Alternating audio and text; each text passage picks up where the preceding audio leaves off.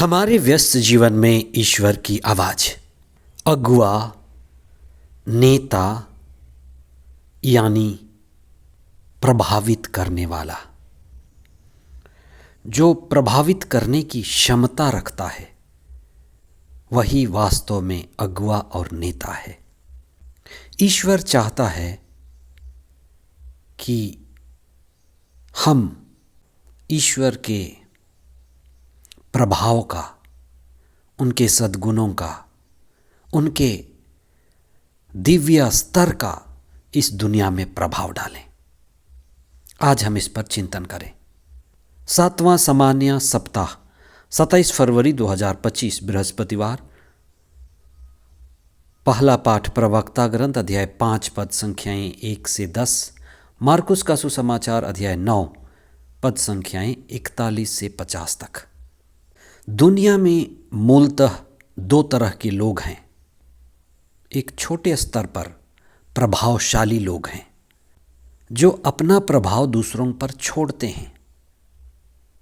अच्छा प्रभाव, ऊंचा और श्रेष्ठ प्रभाव।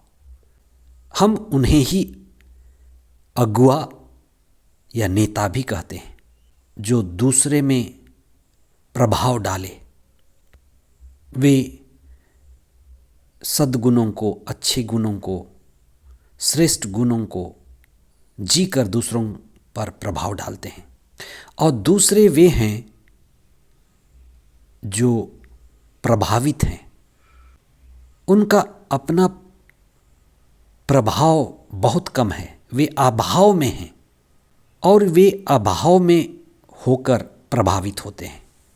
ईसा ने अपने शिष्यों को प्रभावशाली बनने की शिक्षा दी।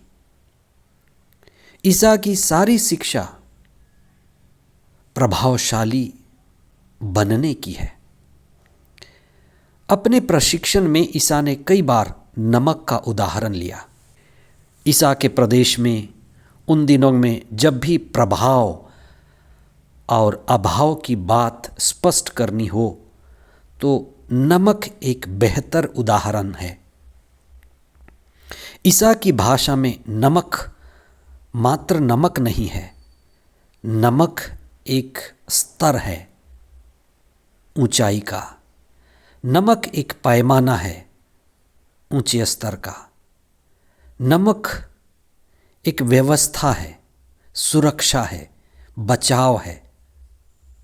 Salt represents standard.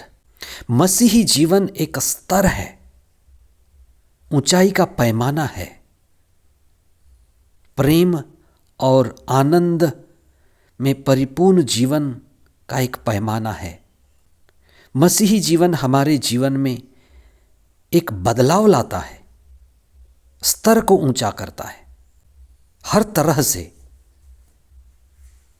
और अगर स्तर ऊंचा नहीं होता तो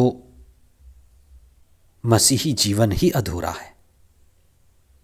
अगर आप मसीही हैं और आपके जीवन का स्तर नहीं बदलता, फिर मसीही होना व्यर्थ है। ईसा इसीलिए आए कि अपने जीवन के द्वारा इस दुनिया के स्तर को ऊंचा उठाएं।